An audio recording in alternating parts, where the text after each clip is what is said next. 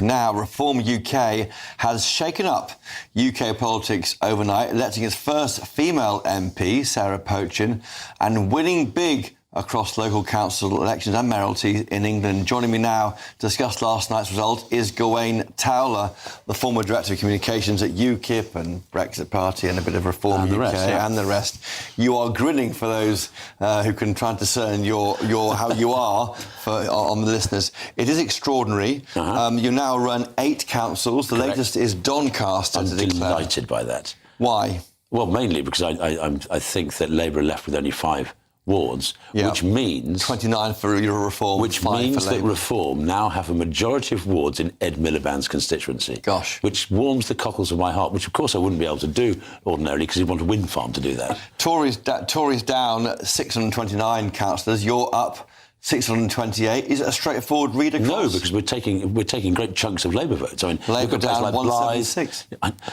It's amazing, isn't it? This was this massive high watermark for the Tories, and the Labour must have assumed a few months ago that they would be the ones to clear up and take things from the Tories. But you look at a place like Northumberland, and though the Tories did save some of their rural wards, we took out the Labour wards. Yeah. And that's the same across the country. And we're not only taking Tory seats, many, and Labour seats, many, but also Lib Dem seats. I don't know if we've taken any Greens, but it wouldn't surprise me. It is a remarkable set of results. What's changed with your party, I think, is that you can't really say it's a right-wing party anymore in the same way. I mean, culturally, yes. Culture is right-wing, is that right? Yeah. But equally, it's attracting people from the left here. It makes it less likely you'll do a deal with the Tory party. Were you able to do one before the election? Well, I mean, the Tory party and the Labour party, to us, are somewhat the same thing. It doesn't really matter.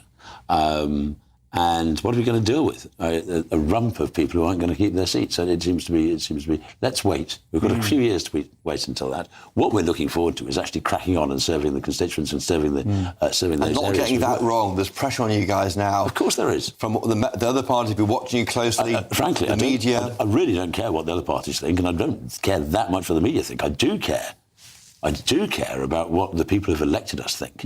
I think what you'll see is we are going to be absolutely fierce in defence of the interests of our constituents. And everybody talks about the blob in Whitehall, the blob in Westminster. But each one of these county halls has its own minor blob, or little blobs. And what I think is going to be very interesting, they're going to kick a fuss. Can you imagine? There you are, you're the Chief Executive of Derbyshire County Council. And, oh my goodness, you've got a Reform Council now running it. You must be thinking, goodness, what happens next? And here comes We've got all these diversity officers that you're going to have to fire. You've got all these things of this sort. The whole malarkey. You know what? We were planning to paint the front door of the city chamber, the council chamber, in a rainbow. We're not going to be doing that anymore. And there's a whole series of things. So there's going to be kickback, a lot of kickback.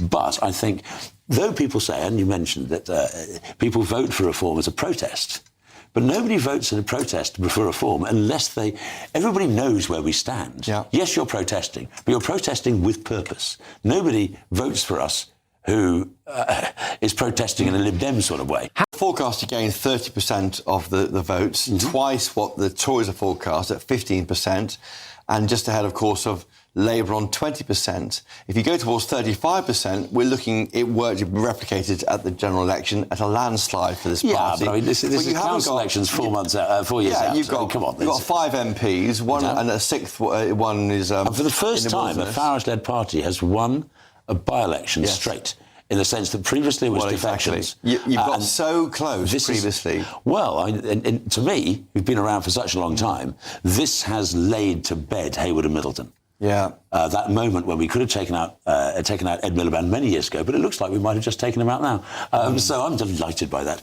But that was when you narrowly you came up short. Just missed out on beating Labour. Quite a strong candidate, actually. John Bickley was a good man. John Bickley was it? Yeah. But this is an astonishing result across the board. We're winning seats left, right and centre in areas you would never imagine. Tidworth, in Wiltshire. And can you imagine, think about this, there are 5.2 million people who had their votes taken off them. Can you imagine if results like this across the country? That's a 9. Essex, Yeah. Norfolk, Isle of Wight, I should explain, that's Suffolk. the 9 counties. The counties that... They haven't gone ahead because of the reshuffle, the reshaping of...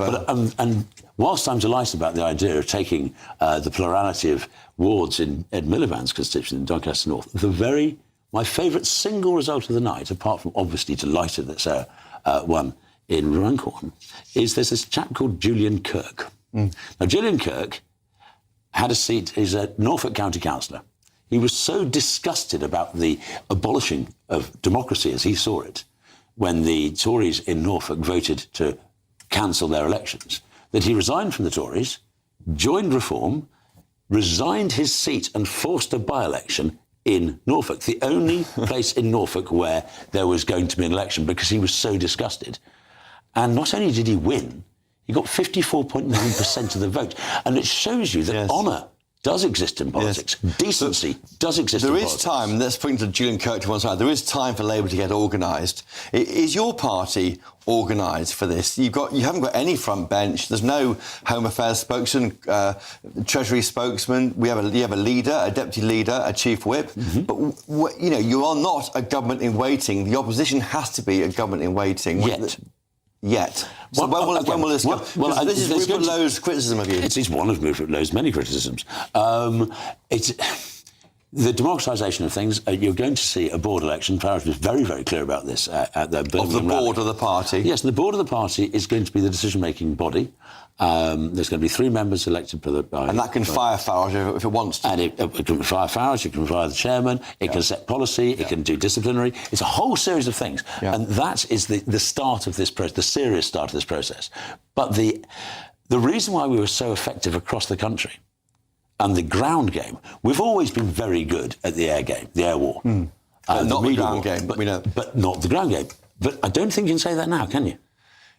Is it ridiculous to say that Reform UK is turning into the official opposition? I mean, you're nowhere near the... But in a parliament, you're 5 MPs nowhere near the Tories. Absolutely not. In the parliament, though we make a fair amount of fuss. But you're driving the political debate, aren't you? Well, in the country with the opposition, absolutely. And it's clear that Labour, the way that Labour has behaved, they didn't say a thing about the Tories. They didn't mention the Lib Dems.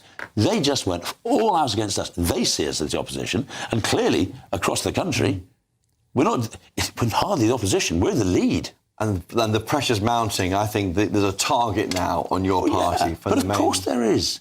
But we welcome that. And how will you deal with that? The same way we always do, with good humour and hard work. That's all we've got.